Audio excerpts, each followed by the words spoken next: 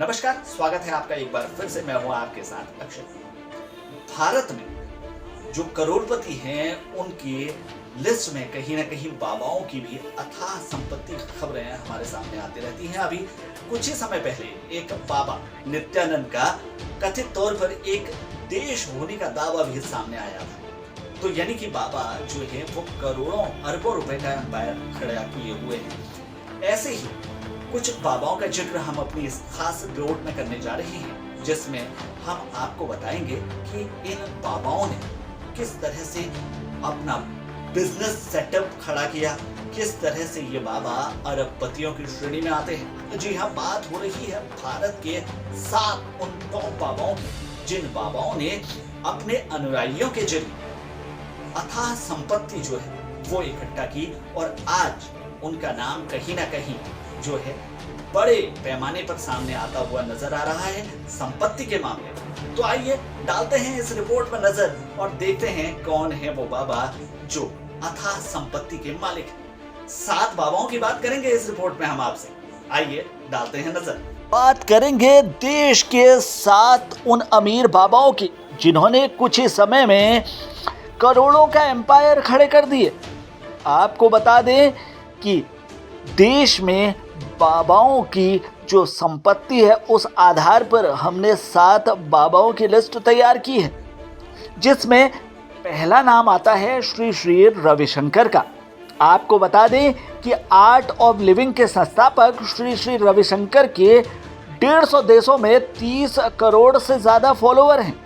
आयुर्वेदिक दवाओं का बिजनेस करने वाले रविशंकर 1000 करोड़ रुपए से अधिक के संपत्ति के मालिक है। वहीं इस लिस्ट में दूसरा नाम आता है बापू आशाराम का। एक समय था जब आशाराम के भक्तों की संख्या का कोई और छोड़ नहीं था।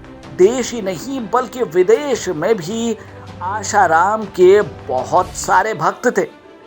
लेकिन अब दुष्कर्म की सजा में आजीवन कारावास काट रहे बापू के आज भी देश भर में 350 आश्रम हैं। ट्रस्ट के अनुसार इनकी कुल नेटवर्थ 350 करोड़ रुपए है। इस लिस्ट में तीसरा नाम आता है अमृतनंदमयी देवी का। देश भर में अम्मा के नाम से मशहूर माता अमृतनंदमयी देवी को उनके मठ की ओर से किए गए सामाजिक कार्यों के लिए जाना जाता है। रिपोर्ट्स की माने तो अम्मा की कुल संपत्ति 1500 करोड़ रुपए है। इस लिस्ट में चौथा नाम है धर्मगुरु नित्यानंद का। धर्मगुरु नित्यानंद का नाम सबसे ज्यादा विवादित संतों में लिया जाता है। उन्हें भारत का सबसे अमीर बाबा माना जाता है। ये अलग बात है कि अपने विवादों के कारण वो देश छोड़कर जा चुके हैं। भारत छोड़ने के बाद यौन शोषण के आरोपी नित्यानंद ने इक्वाडोर के पास एक द्वीप खरीदकर उसे कैलाशा नाम दिया है और इसी को वो अपना साम्राज्य बताता है। साल 2003 से एक संत के रूप में जाने जाने वाले नित्यानंद के पास कुल 10,000 करोड़ की संपत्ति है। इसके साथ ही दुनिया भर में इनके कई गुरुकुल और आश्रम हैं। वहीं बात करते हैं इस लिस्ट में 5वें पायदान की, जिसमें बाबा रामदेव आते हैं।